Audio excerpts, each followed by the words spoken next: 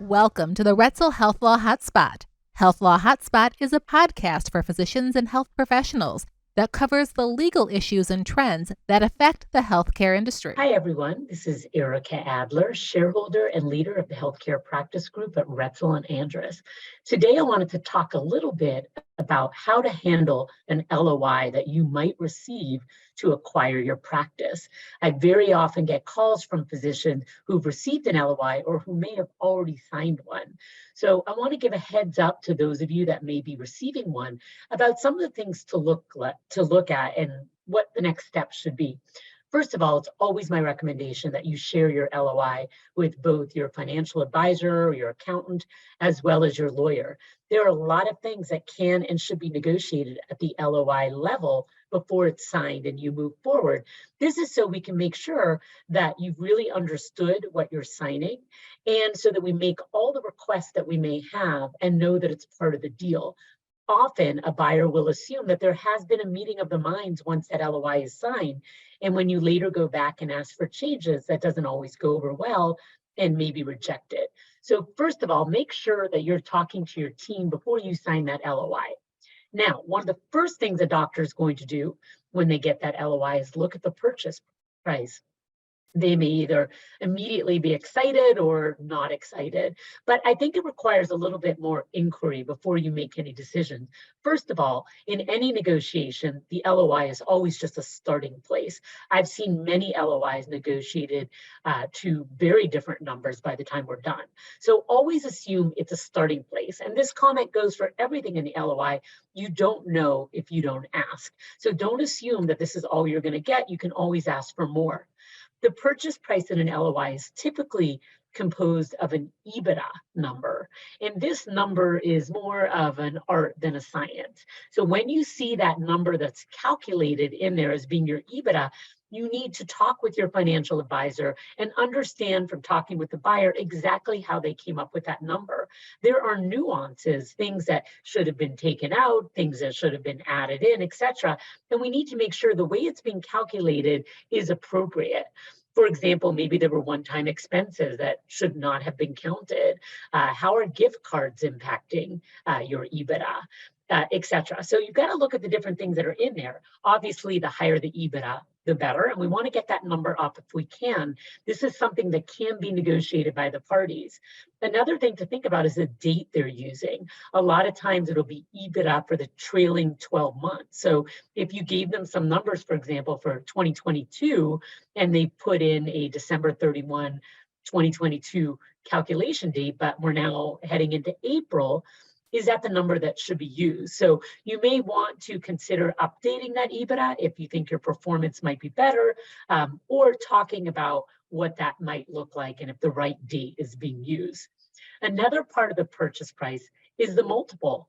So it may say 6, 7, 8, whatever the multiple is. I always recommend my clients ask for more and see where we end up.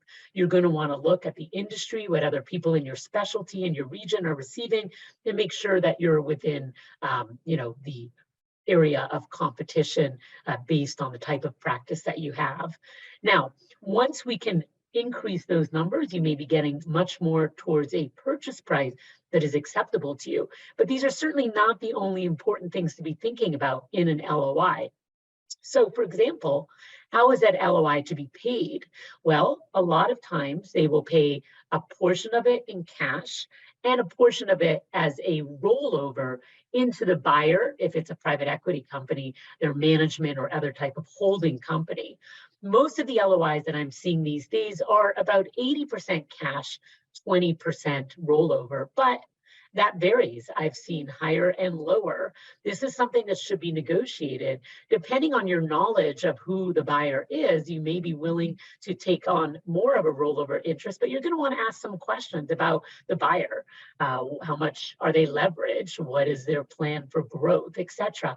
Many of my clients have done very well with the rollover investments that they've made, but we see changes in the industry, things could be slowing down. So if you're late getting on board when you're selling your practice, you also need to understand whether you're going to see those type of returns if you sell now. So that's a really important piece of it.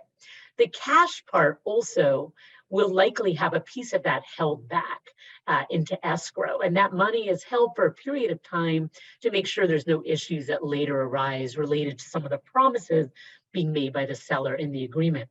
I like to argue for as short a period of time as possible, maybe 12 months, and the smallest amount possible. That's something that may or may not be included in the letter of intent, but it often is. So understand what that means and try and keep the length of time and the amount as short as possible.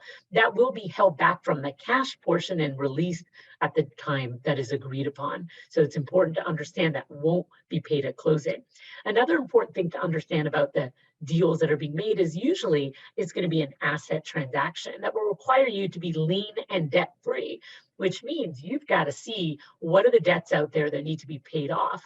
That could be loans, lines of credit, equipment liens, etc. And sometimes things that you didn't realize have a lien may have one. It's a good idea to search online, and you can also use a service to find out what the state has recorded as a lien against your practice. The reason this is so important is these need to be paid off by closing. So if you don't have cash sitting in your account to take care of this, it's going to be reduced out of the purchase price, which again reduces the amount of cash available at closing. How that cash is distributed amongst the partners is another important thing to think about. You'll want to talk with your financial advisor. It depends on the type of entity you are, an S corporation versus a C corporation, whether you're a partnership or some other type of organization. And it's really important to understand what you can and can't do with how those amounts are going to be distributed.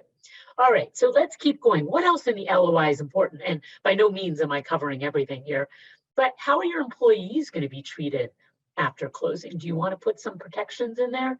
That often will go in the letter of intent as well. You may want to preserve their seniority, their compensation, their benefits, things like that. What about your deal post-closing? This is something that I spend the most time on when doing these transactions, because what I want to do is really protect my doctors. A lot of doctors have done a great job growing their practice, and that's one of the reasons that the private equity company wants to buy them. So how can we maintain some of that lifestyle post-closing? Typically, it'll come down to a good description of how many hours you're expected to work, the scheduling of those hours, the time off, the call. What we like to do is use language that preserves what was in effect prior to the date of the deal. And that's great language to use. Sometimes we go into a little bit more detail, but those are really important things to talk about when you're doing the LOI. If they have plans to come in, they want you to work more hours, they want you to oversee other locations that don't belong to you, we need to know these things ahead of time. That may not be exactly what you're envisioning. And this is, very true, especially for physicians that are looking for this as a retirement vehicle. So we really need to understand that. Another important piece of what your life will be like post-closing is understanding those outside activities that you may be involved with and revenue that you're generating from those. We need to keep those excluded and make sure you can keep the revenue. Most employment agreements, once you do one of these transactions, will say that you're exclusive and all revenue belongs to your new employer. Well, that's something that you may not want to agree to, and we need to carve it out. We've had success preserving positions outside directorships, separate companies, inventions, research, etc. So you don't know unless you ask. And this is one of those things where you really want to be on the same page with the buyer, or this may not be the deal for you to think about doing.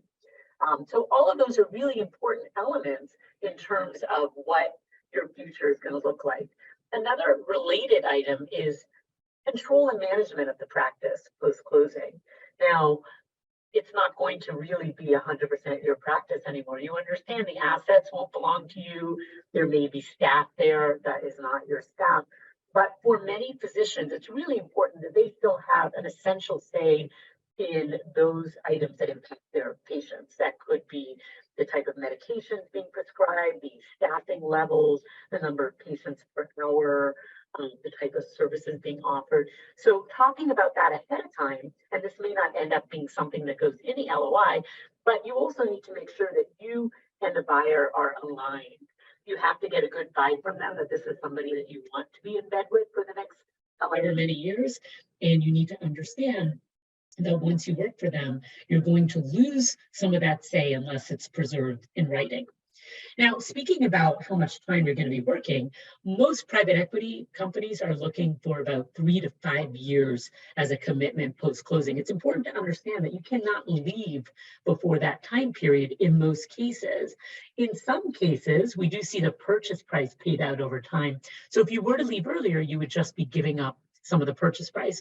Additionally, we do see sometimes that there is a bonus. Maybe it's tied to earnout, maybe it's tied to profit of the location. That also can be lost if you leave earlier, if you're not locked in another way. What about vesting? The rollover interest that I mentioned earlier may only vest once you've been there for a certain amount of time. So understanding how termination can occur and how it impacts things like bonuses, rollover interest, and purchase price are really key to understand. And that all is decided at the letter of intent. So that's why you need to really pay attention to these things. All right. So hopefully that was helpful, some things to think about as you move forward. And of course, feel free to reach out to me if you have any questions, but hopefully somebody out there who is about to sign an LOI without talking to an advisor will have a better idea of some of the things they're looking at, or will think twice and reach out for some help before they sign. This is Ericka Adler, Health Law Hotspot. You can see more of our posts at ralaw.com and on Health Now Radio. Thanks so much. The Retzel Health Law Hotspot is made available by the firm and its attorneys for educational purposes and to provide general information, not to provide specific legal advice. Use of the Retzel Health Law Hotspot does not create an attorney-client relationship between you and the firm or any of its attorneys. The Retzel Health Law Hotspot should not be used as a substitute for competent legal advice, and you should contact an attorney in your state about any legal needs or questions you may have.